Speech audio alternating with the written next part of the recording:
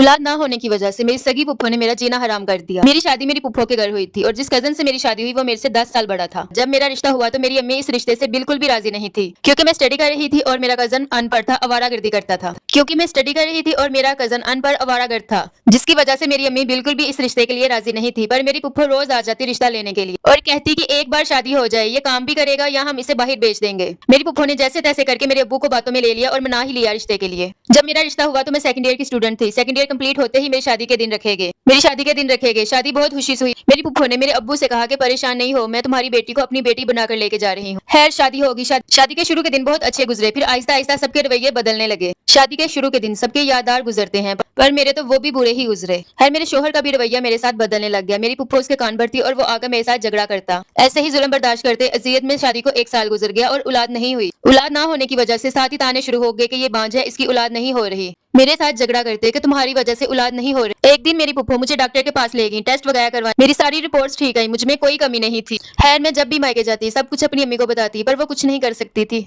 वो खुद भी बीमार रहती थी। शादी के 1 साल बाद ही मेरी अम्मी की डेथ हो गई। मेरे दुख सुख के साथ ही मुझे छोड़कर चली गई। अब तो मैं किसी से भी कुछ नहीं कह सकती थी। अभी मेरी अम्मी को फोत हुए 4 दिन ही हुए थे कि मेरी पुप्पो मुझे वापस अपने घर ले गई। मुझे अपने घर रहने ही नहीं दिया। ये भी एक बार नहीं सोचा कि मेरी माँ मुझे छोड़कर चली गई है। हर किसी ने मेरा क्या ही बनना था, मेरा तो शोहर ही कभी मेरा नहीं बना। वो भी बस वही करता जो उसकी माँ कहती। अपनी माँ के कहने पर काफी बार मुझ पर हाथ उठाया। कोई काम नहीं करता था, आवारागर्दी बस करता था। मैं जब भी कोई काम करने का कहती तो आगे से मुझे मारता। खुद तो वो मुझे मारता ही था, पर उसके सामने कितनी बार उसकी बहन ने मेरे मुंह पर थप्पड़ मारे। इसने कुछ भी नहीं उसे कहा, फिर भी मुझे ही गालियां निकाली। मेरे में कोई कमी नहीं थी, फिर भी औलाद ना होना बस मेरा ही कसूर था। खैर फिर से दोबारा मेरी पुप्पो ने मेरे टेस्ट करवाए और फिर मेरे सारे टेस्ट बिल्कुल ठीक आए। फिर डॉक्टर के कहने पे अपने बेटे के टेस्ट करवाए और मसला अपने बेटे में ही निकल आया।